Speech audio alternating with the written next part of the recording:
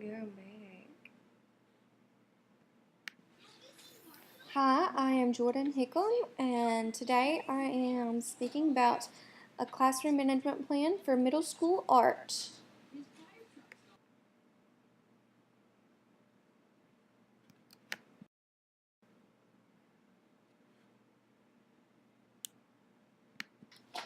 Sixth through 8th grade art mission statement.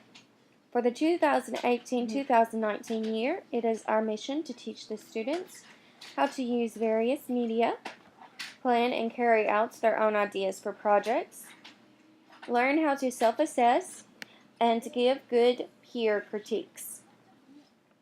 The goal will be met when the student is given an assignment and is able to come up with something with little prompting. The more projects completed, the easier it will be to step back and see what needs adjusting in one's own work. The goal is to teach the students how to perceive the art they created and tweak it to become the best it can be.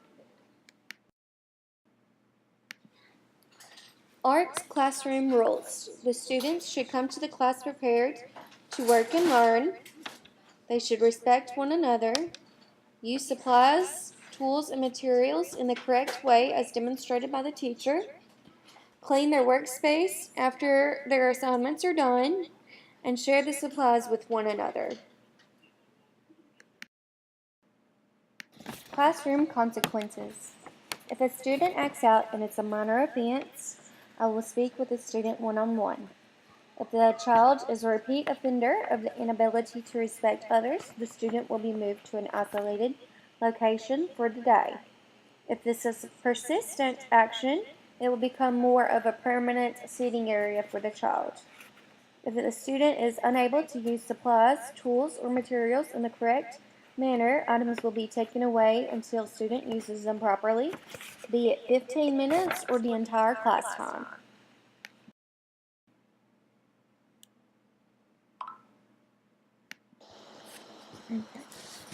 Classroom consequences continued.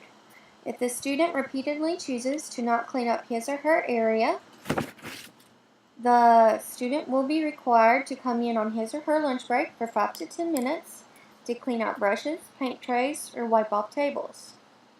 If the student repeatedly will not share with others, the student will not be allowed to work with others for that day.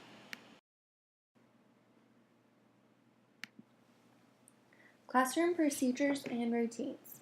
Students will enter the classroom quietly and find their seat. They will then put backpacks under the desk so it doesn't become a trip hazard.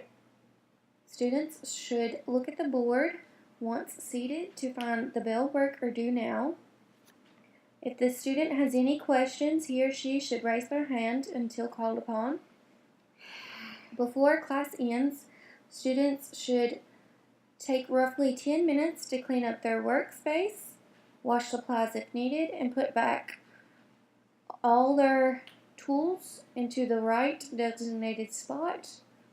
Once a student has completed the cleanup procedure, the student will get in line quietly by the door with his or her belongings.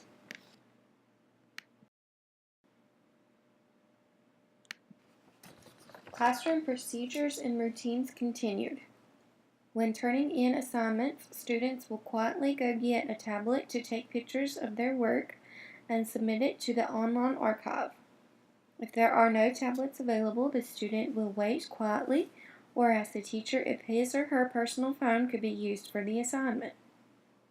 As far as physical turn-in of work, it should be either placed in the student's cubby, placed on the back counter with the name to dry, or put in the designated area for clay when that project is in session. Students should line up by their tables. The table who is the most respectful gets to go first, followed by the second, and so on until the entire class is in line. Students will keep their body parts to themselves within their own personal bubble. Parent, student, and teacher contract. This is a contract in which all parties must agree. This contract also provides a way for everyone involved to be on the same page. As a student, they must be respectful, meaning respecting others as well as the classroom materials. They must be appropriate, using suitable language and volume levels. They need to be responsible, meaning being on time, on task, completing their assignments, and submitting work by deadlines.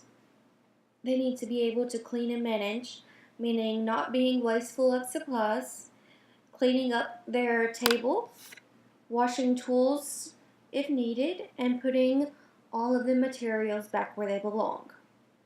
As a teacher, I would be respectful of your child. I would have realistic deadlines. I would keep an organized room for the students to be able to locate the supplies. I would remind the student of the due dates, and I would be positive, motivational, use proper discipline, and create a safe environment. As a parent, I'd want them to ask frequently if the child was respectful, appropriate, responsible, and helped clean up his or her area. I'd also want them to ask the child about the due dates, assignments that he or she is currently working on.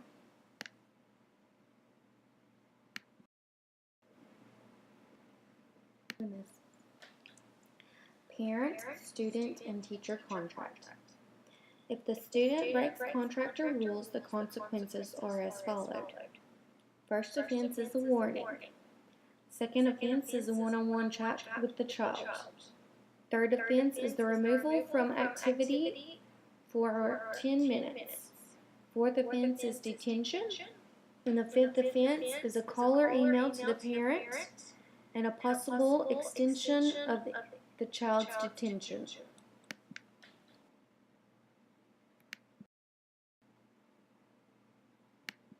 Classroom signals. In quiet-only zones, I would use the traditional holding up of fingers 1, 2, and 3 while the students hold their fingers up in a copying manner until everyone is silent again.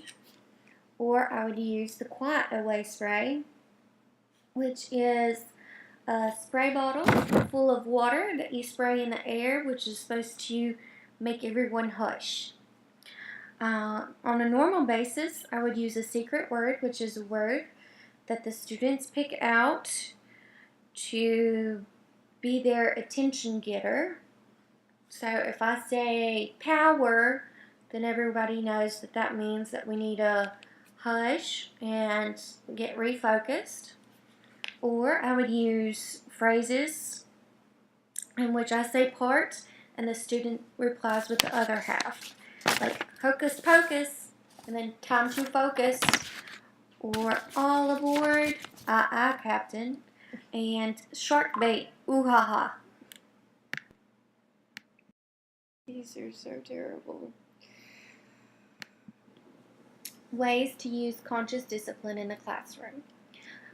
Keep open lines of communication, view parents as teammates, take preventative approaches to keep behavior issues down, identify behaviors to know how to handle the situations, use table the matter, use same-side chats, and establish and implement consequences.